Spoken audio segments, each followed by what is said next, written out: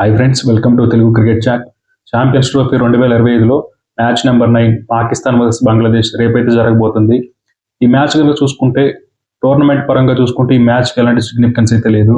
ఎందుకంటే ఈ రెండు టీమ్స్లో ఏ టీం గెలిచినా కానీ టోర్నమెంట్ నుంచి అయితే అవుట్ అయిపోతారు. కాబట్టి ఈ సిగ్నిఫికెన్స్ అయితే ఈ మ్యాచ్కి అయితే ఏం లేదు. కానీ పాకిస్తాన్కి మాత్రం ఈ మ్యాచ్ అయితే చాలా చాలా ఇంపార్టెంట్ మ్యాచ్. ఎందుకంటే ఇప్పటికే పాకిస్తాన్పై వాళ్ళ దేశంలో అయితే విపరీతంగా ట్రోలింగ్ జరుగుతుంది. వాళ్ళ ఫ్యాన్స్ అయితే పాకిస్తాన్ని సోషల్ మీడియాలో విపరీతంగా ట్రోల్ చేస్తున్నారు వాళ్ళ క్రికెటర్స్ని. అంతేకాకుండా వాళ్ళ మాజీ క్రికెటర్స్ చూసుకున్నా, వాళ్ళ సీనియర్ ప్లేయర్స్ చూసుకున్నా చాలా మంది వాళ్ళ పాకిస్తాన్ ప్లేయర్స్ని అయితే విపరీతంగా ట్రోల్ చేస్తున్నారు. ఎందుకంటే వాళ్ళు సెమీస్కి వెళ్ళలేదు. ఎందుకంటే దాదాపు 29 సంవత్సరాల తర్వాత పాకిస్తాన్ టీం ఒక ఐసీసీ టోర్నమెంట్ కండక్ట్ చేస్తుంది. అలాంటప్పుడు హోమ్ టీం అయినటువంటి పాకిస్తాన్ అట్లీస్ట్ సెమీస్కి కూడా వెళ్ళకపోవడంతో వాళ్ళ అభిమానులు అయితే ఆగ్రహావేశాలు అయితే వ్యక్తం అవుతున్నాయి. కాబట్టి రేపు మ్యాచ్ అయితే ఖచ్చితంగా పాకిస్తాన్ టీం అయితే గెలవాలనుకుంటారు. ఎందుకంటే అట్లీస్ట్ పరువు కోసమైనా మ్యాచ్ గెలిస్తే కాస్త వాళ్ళ ఫ్యాన్స్ అయితే కాస్త చల్లబడతారు, కనీసం టోర్నమెంట్లో ఒక మ్యాచ్ అయినా గెలిచారని. ఇక్కడ ఇంకో విషయం ఏంటంటే ఇప్పటి వరకు ఐసీసీ టోర్నమెంట్లు నిర్వహించిన హోమ్ టీమ్స్ అట్లీస్ట్ ఆ టోర్నమెంట్లో ఒక్క మ్యాచ్ అయినా గెలిచారు. ఒకవేళ రేపు పాకిస్తాన్ కనుక మ్యాచ్ ఓడిపోతే ఐసీసీ టోర్నమెంట్ నిర్వహించిన హోమ్ టీం ఒక్క మ్యాచ్ కూడా గెలవకుండా టోర్నీలో నుంచి నిష్క్రమించినట్టు అవుతుంది. కాబట్టి ఎలాగైనా సరే రేపు పాకిస్తాన్ టీం అయితే మ్యాచ్ గెలవాలని ట్రై చేస్తారు. ఎంతైనా కానీ స్పోర్ట్లా చూడాలి అంతే తప్ప ప్లేయర్స్ని ట్రోల్ చేయడం కరెక్ట్ కాదు. ఎంతైనా ఏ టీం అయినా కానీ, ఇప్పుడు పాకిస్తాన్ టీం అయినా ఏ టీం అయినా కానీ స్పోర్ట్ని స్పోర్ట్ లాగా చూస్తే సరిపోద్ది. అంతేగాని ఒకవేళ రేపు మన ప్లేయర్స్ ఉన్నారు, రేపు వాళ్ళు ఒకవేళ సెమీస్లో కానీ ఫైనల్స్లో కానీ ఏమన్నా అటు ఇటు అయ్యి ఒకవేళ ఓడిపోతే పొరపాటున మనం ట్రోల్ చేయడం కూడా కరెక్ట్ కాదు. ఎందుకంటే ఇక్కడ మనకి ఎంత బాధ ఉంటుందో మన ప్లేయర్స్కి అంతకంటే 100 రెట్లు ఎక్కువ బాధ ఉంటుంది ఓడిపోతే. కాబట్టి అది దృష్టిలో పెట్టుకొని ఎప్పుడైనా సరే ఏ ప్లేయర్స్ని కూడా మనం ట్రోల్ చేయకూడదు. ముఖ్యంగా మన ప్లేయర్స్ని అయితే మనం ఎప్పుడు ట్రోల్ చేయకూడదు. వాళ్ళు బాగా ఆడినప్పుడు సపోర్ట్ చేయాలి, ఓడిపోయినప్పుడు కూడా వాళ్ళకి సపోర్ట్గా నిలబడాలి. ఇక పాకిస్తాన్ టీం కనుక చూసుకుంటే ఈ టోర్నమెంట్లో అయితే కంప్లీట్గా ఫెయిల్ అయ్యారు. వాళ్ళు ఇటు బ్యాటింగ్లోను, ఇటు బౌలింగ్లోను, ఇటు ఫీల్డింగ్లోను 3 డిపార్ట్మెంట్స్లో కూడా కంప్లీట్గా ఫెయిల్ అయ్యారు. వాళ్ళు ఆడిన ఫస్ట్ మ్యాచ్లో కనుక చూసుకుంటే న్యూజిలాండ్తో బౌలింగ్లో ఫెయిల్ అయ్యారు. ఒకనొక స్టేజ్లో అయితే వాళ్ళకి మంచి కంబ్యాక్ చేసే అవకాశం వచ్చింది. న్యూజిలాండ్ టీం 72 దగ్గర 3 వికెట్స్ అయితే కోల్పోయింది. ఆ తర్వాత ఒక బిగ్ పార్ట్నర్షిప్ అయితే వచ్చింది, వికెట్స్ తీయలేకపోయారు. అలాగే సింపుల్గా పట్టాల్సిన క్యాచెస్ని అయితే వదిలేశారు. ముఖ్యంగా Tom Latham catch, boundary line దగ్గర పట్టాల్సిన క్యాచ్ని కాస్త ముందుకు వచ్చి ఆ పొరపాటున ఆ క్యాచ్ని అయితే వదిలేశాడు. దాంతో ఒక భారీ స్కోర్ అయితే చేయగలిగారు. వాళ్ళు 320 స్కోర్ చేశారు. ఇక బ్యాటింగ్లో కూడా చూసుకుంటే ఫస్ట్ మ్యాచ్లో బాబర్ అజమ్ అయితే ఒక టెస్ట్ కైండ్ ఆఫ్ ఇన్నింగ్స్ ఆడాడు. అలాగే సెకండ్ మ్యాచ్లో కనుక చూసుకుంటే ఇండియాతో ఆడిన మ్యాచ్లో మహమ్మద్ రిజ్వాన్ అయితే ఇంకో టెస్ట్ కైండ్ ఆఫ్ ఇన్నింగ్స్ ఆడాడు. అలాగే వాళ్ళ మిడిల్ ఆర్డర్ కూడా ఏమాత్రం అయితే ఇంప్రెసివ్గా అయితే లేదు. ఇక బౌలింగ్లో కూడా చూసుకుంటే వాళ్ళకి ఏదైతే మాకు బౌలింగ్ స్ట్రాంగ్ అనుకుంటారో హరీష్ రౌఫ్, షాహిన్ అఫ్రిది మరియు నసీం షా, వీళ్ళు ముగ్గురు కూడా ఏమాత్రం ఎఫెక్టివ్గా అనిపించలేదు. ముగ్గురు రన్స్కి వెళ్ళిపోయారు, ప్లస్ వికెట్స్ తీయలేదు. వీళ్ళ ముగ్గురులో నసీం షా ఒకటే కాస్త బెటర్ అనిపించాడు. ఇక అలాగే ఇంకొక మెయిన్ ప్రాబ్లం ఏంటంటే పాకిస్తాన్ టీం చేసిన అతిపెద్ద తప్పు ఏంటంటే అసలు ఈ టోర్నమెంట్లో ఏషియన్ కండిషన్స్లో మ్యాచ్ జరుగుతున్నప్పుడు అట్లీస్ట్ 2 స్పిన్నర్స్ అన్నా ఉండాలి టీంలో. అంటే ఇది మరీ దారుణం. కాకపోతే ఒకే ఒక స్పిన్నర్ని పెట్టుకొని మీరు టోర్నమెంట్ మ్యాచ్లు ఎలా గెలుగుతాం అనుకున్నారు ఏషియన్ కండిషన్స్? నాకు అర్థం కావట్లేదు. ఒకే ఒక స్పిన్నర్ అబ్రార్ అహ్మద్, అతను పర్లేదు, కాస్త బెటర్గానే బౌలింగ్ చేశాడు. కాకపోతే అతను తోడుగా ఇంకో మంచి స్పిన్నర్ ఉంటే ఏమన్నా బాగుండేదేమో స్పిన్ డిపార్ట్మెంట్లో. కాబట్టి ఇది టాక్టికల్ ఫెయిల్యూర్ ఖచ్చితంగా చెప్పాలంటే. అసలు వాళ్ళు ఫాస్ట్ బౌలర్స్తో మ్యాచ్ ఎలా గెలుద్దాం అనుకున్నారు. కానీ ఇప్పుడు ఇండియా చూసుకుంటే మన టీంలో 3 స్పిన్నర్స్ అయితే ఉన్నారు, 3 ఫ్రంట్ లైన్ స్పిన్నర్స్. ఇప్పుడు అక్షర్ పటేల్ చూసుకున్నా, జడేజా చూసుకున్నా, కుల్దీప్ చూసుకున్నా, ముగ్గురికి చాలా ఎక్స్పీరియన్స్ ఉంది. కానీ పాకిస్తాన్ టీంలో అయితే ఒకే ఒక స్పిన్నర్ అబ్రార్ అహ్మద్, అతను కూడా అంత ఎక్స్పీరియన్స్ ఏం లేదు. కాకపోతే ఉన్న వాళ్ళలో అతనే కాస్త బెటర్ స్పిన్నర్. మిగిలిన వాళ్ళు ఒకరిద్దరు ఉంటే కుస్దిల్ షా చూసుకున్నా వాళ్ళు జస్ట్ పార్ట్ టైం స్పిన్నర్సే.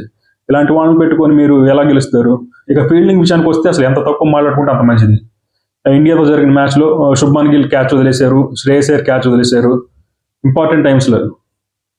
కాబట్టి ఇంకా వీళ్ళు టోర్నీలో గెలిచే అర్హత అయితే లేదు ఈ టీంకి.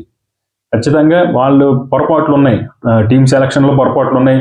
వాళ్ళు ఆడిన విధానం, వాళ్ళ బ్యాటింగ్ అప్రోచ్, వాళ్ళ బ్యాటింగ్లో ఏమాత్రం ఇంటెంట్ లేకపోవడం, వాళ్ళ బౌలింగ్లో కూడా ఏమాత్రం అంత ఎఫెక్టివ్నెస్ కనిపించకపోవడం. కాబట్టి పాకిస్తాన్ టీం అయితే ఏమాత్రం ఇంప్రెసివ్గా సైడ్గా అయితే కనిపించలేదు ఈ టోర్నమెంట్లో. అదర్ హ్యాండ్ బంగ్లాదేశ్ టీం అయితే బంగ్లాదేశ్ సంహౌ బెటర్ అనిపించింది. మనకి పాకిస్తాన్తో కంపేర్ చేస్తే బంగ్లాదేశ్ కాస్త బెటర్గా అనిపించింది. ఎందుకంటే వాళ్ళు కాస్త కాంపిటీషన్ అయితే ఇచ్చారు. మనం చూసాం ఇండియాతో జరిగిన మ్యాచ్లో చాలా వరకు అయితే కాంపిటీషన్ ఇచ్చారు. ఆల్మోస్ట్ మనకు 20 బాల్స్ మిగిలి ఉండగానే గెలిచాం. వాళ్ళు 240 అండ్ 230 టార్గెట్ పెట్టినప్పటికి కూడా దాన్ని చేస్ చేయడానికి మనం కాస్త ఇబ్బంది పడ్డాం. వాళ్ళు కూడా ఫీల్డింగ్‌లో కొన్ని తప్పులు చేశారు. కీలకమైన టైంలో కేఎల్ రాహుల్ క్యాచ్ వదిలేయడం, అలాంటివన్నీ చేయడం వల్ల వాళ్ళు కూడా అంత ఎఫెక్టివ్‌గా అనిపించలేదు. అలాగే బంగ్లాదేశ్‌తో జరిగిన మ్యాచ్‌లో కూడా పర్లేదు. పాకిస్తాన్‌తో టీమ్‌తో పోలిస్తే కాస్త బంగ్లాదేశ్ టీం అనేది కాస్త బెటర్ ఎఫర్ట్ అయితే ఇచ్చింది. కాకపోతే వాళ్ళ దగ్గర నుంచి అయితే అదే ఆల్‌రౌండ్ పర్ఫార్మెన్స్ అనేది లేదు. వాళ్ళ టీమ్ ఎఫర్ట్ అనేది కనిపించలా. ముఖ్యంగా పాకిస్తాన్ టీంలో అయితే అసలు ఏం కనిపించలేదు. అటు అన్ని డిపార్ట్మెంట్స్‌లో ఫెయిల్ అయ్యారు. బంగ్లాదేశ్ టీం కూడా అంతే. టీమ్‌గా అయితే కంప్లీట్‌గా ఫెయిల్ అయ్యారు. కాబట్టి రేపు ఈ 2 టీంల మధ్య ఆఖరి మ్యాచ్ జరుగుతుంది. పరువు కోసం ఏ టీం గెలుస్తుందో చూడాలి. పాకిస్తాన్ టీం గెలిస్తే వాళ్ళ ఫ్యాన్స్‌లో కాస్త ఆ అసంతృప్తి అయితే కాస్త తగ్గుద్ది. అట్‌లీస్ట్ ఒక మ్యాచ్ నిన్న గెలిచారు టోర్నమెంట్‌లో అని. లేదంటే ఇంకా అది కూడా ఉండదు. ఇంకా విపరీతంగా ట్రోల్ చేస్తారు వాళ్ళని. ఇక రేపు జరగబోయే పాకిస్తాన్ మరియు బంగ్లాదేశ్ టీం మధ్య ఒకసారి హెడ్ టు హెడ్ స్టాట్స్ కనుక చూసుకుంటే ఈ 2 టీమ్స్ అయితే ఇప్పటివరకు 39 వన్డే మ్యాచ్లు అయితే ఆడాయి. పాకిస్తాన్ టీం 34 మ్యాచ్లో గెలిచింది. బంగ్లాదేశ్ టీం 5 మ్యాచ్లో గెలిచింది. కాబట్టి ఓవరాల్గా చూసుకుంటే పాకిస్తాన్కి అప్పర్ హ్యాండ్ ఉంది. అంతేకాకుండా చివరిగా ఆడిన 3 మ్యాచ్లు కూడా పాకిస్తానే గెలిచింది. కాకపోతే చెప్పలేం మనం, ఏమైనా జరగవచ్చు. ఎందుకంటే వాళ్ళు రీసెంట్ టైమ్స్లో అసలు ఏమాత్రం పర్ఫామ్ చేయట్లేదు సరిగ్గా. ఎందుకో నన్ను అడిగితే బంగ్లాదేశ్తో కంపేర్ చేస్తే పాకిస్తాన్ టీమే కాస్త వీక్గా అనిపిస్తుంది. కాకపోతే ఆ హోమ్ అడ్వాంటేజ్ ఉంటుంది కాబట్టి ఏమన్నా పాకిస్తాన్ టీం ఏమన్నా కంబ్యాక్ చేస్తారో లేదో చూడాలి. ఇంకా ప్లేయింగ్ 11 విషయానికి వస్తే ముందుగా పాకిస్తాన్ ప్లేయింగ్ 11 విషయానికి వస్తే వాళ్ళైతే ప్లేయింగ్ 11లో ఏం మార్పులు చేయరు అనుకుంటా. ఇంకా అంతా అయిపోయిన తర్వాత ఇప్పుడు మార్పులు చేసి ఉపయోగం ఉంది. కాబట్టి ఇంకా లాస్ట్ మ్యాచ్లో ఏ ప్లేయింగ్ 11తో వెళ్ళారో సేమ్ అదే ప్లేయింగ్ 11తో వెళ్తారు. ఓపెనర్స్గా బాబర్ మరియు ఇమాముల్ హక్ అయితే వస్తారు. నెంబర్ 3లో సౌద్ షకీల్, నెంబర్ 4లో మహమ్మద్ రిజ్వాన్, నెంబర్ 5లో సాల్మన్ ఆగా, నెంబర్ 6లో తయబ్ తాహిర్, నెంబర్ 7లో కుస్తిల్ షా, నెంబర్ 8లో షాహీన్ అఫ్రిది, నెంబర్ 9లో హారీష్ రౌఫ్, నెంబర్ 10లో నసీం షా, నెంబర్ 11లో అబ్రార్ అహ్మద్ అయితే టీంలోకి వస్తారు. అదర్ హ్యాండ్ బంగ్లాదేశ్ టీం విషయానికి వస్తే వాళ్ళు కూడా పెద్దగా ఏం మార్పులు చేయరనుకుంటా. లాస్ట్ మ్యాచ్లో ఏ టీంతో వచ్చారో సేమ్ అదే టీంతో వస్తారు. ఇక బంగ్లాదేశ్ ప్లేయింగ్ 11 విషయానికి వస్తే ఓపెనర్స్గా తంజీమ్ హాసన్ మరియు సౌమ్య సర్కర్ అయితే ఓపెన్ చేస్తారు. నెంబర్ 3లో తౌహీద్ హృదయ్, నెంబర్ 4లో నజ్ముల్ షాంటు, నెంబర్ 5లో ముష్ఫీకుర్ రహీం, నెంబర్ 6లో మహమ్మదుల్లా, నెంబర్ 7లో మెహదీ హాసన్ మిరాజ్, నెంబర్ 8లో రిషాద్ హసన్, నెంబర్ 9లో తంజీమ్ హాసన్, నెంబర్ 10లో టస్కిన్ అహ్మద్, నెంబర్ 11లో ముస్తఫిజుర్ రహమాన్ అయితే టీంలోకి వస్తారు. అయితే వీళ్ళ టీంలో కనుక చూసుకుంటే తౌహీద్ హృదయ్ అయితే ఇండియాతో జరిగిన మ్యాచ్లో అయితే మంచి బ్యాటింగ్ చేశాడు. అదొక్కటే నాకు తెలిసి బంగ్లాదేశ్ టీంలో ఏమైనా బ్రైట్ స్పాట్ ఉందంటే ఈ టోర్నమెంట్లో. కెప్టెన్ షాంటు కూడా లాస్ట్ మ్యాచ్లో అయితే ఒక మంచి ఇన్నింగ్స్ అయితే ఆడాడు న్యూజిలాండ్తో జరిగిన మ్యాచ్లో. మరి చూడాలి రేపు బంగ్లాదేశ్ టీం ఎలా పర్ఫామ్ చేస్తుందో. మనకి రేపు మ్యాచ్ జరగబోయే రావుల్పిండి స్టేడియంలో కనుక చూసుకుంటే పాకిస్తాన్కి అయితే మంచి రికార్డ్ అయితే ఉంది. బంగ్లాదేశ్ అయితే గతంలో ఈ స్టేడియంలో 2 మ్యాచ్లు అయితే ఆడింది. ఆ 2 మ్యాచ్లు కూడా ఓడిపోయింది. కాబట్టి పాకిస్తాన్కే కాస్త ఎడ్జ్ ఉంది అనిపిస్తుంది. మ్యాచ్ మాత్రం నాకు ఎందుకో పాకిస్తాన్ గెలుస్తుంది అనిపిస్తుంది రేపు. అట్లీస్ట్ వాళ్ళ ఫ్యాన్స్ కోసమైనా కాస్త అసంతృప్తి, అసహనం కాస్త తగ్గించి ఎలాగైనా గెలవడానికి అయితే ట్రై చేస్తారు. ఎందుకంటే ఒక మ్యాచ్ అని గెలిచి టోర్నమెంట్ నుంచి బయటకు వెళ్తే కాస్త వాళ్ళ ఫ్యాన్స్కి కాస్త వాళ్ళు కూడా బాగా ఫీల్ అవుతారు. కాబట్టి చూద్దాం ఏం జరుగుతుందో.